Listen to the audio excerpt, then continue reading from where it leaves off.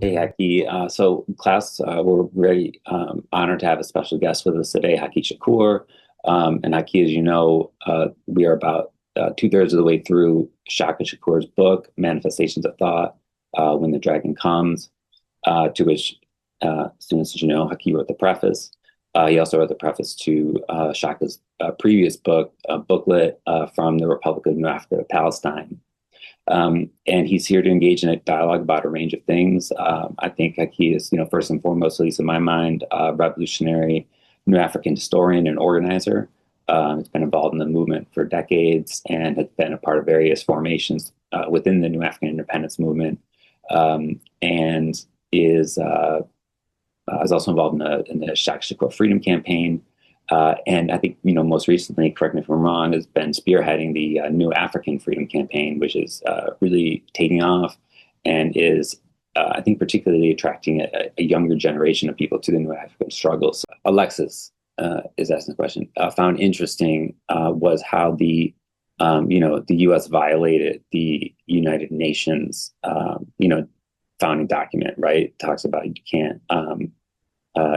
Shaq talks about this a lot, right? You can't, amend a people into a constitution.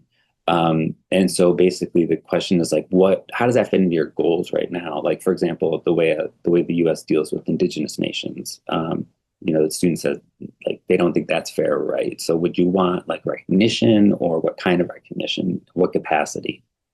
I like the pamphlet also that Shaka Shakur actually wrote. It's a pamphlet called "From the Republic of New Africa to Palestine." So I would like for y'all to actually read that as well to get a better understanding on what we asking for and things of that nature.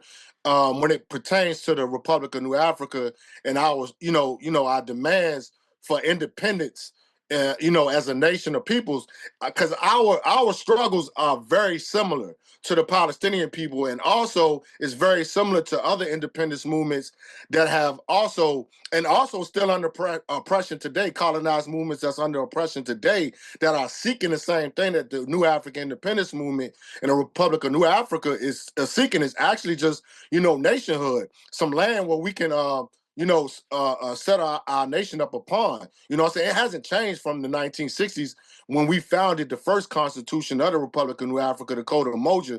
We're still asking for this same similar demands, because nothing has changed from our genocide all the way from our ancestors when they was first brought here. And we're still actually being attacked and suppressed and subjugated and things of this nature. So our demands hasn't changed. And also our demands fall in line with our, comrades, other native indigenous movements, the indigenous nations, period, is the fact that we're actually, fighting for their sovereignty, the restoration of their sovereignty, because they were sovereign nations of peoples before this land was invaded. So we're fighting side by side with all these colonized, independent, colonized peoples, period. So we're aligning with all movements and fighting for the same thing.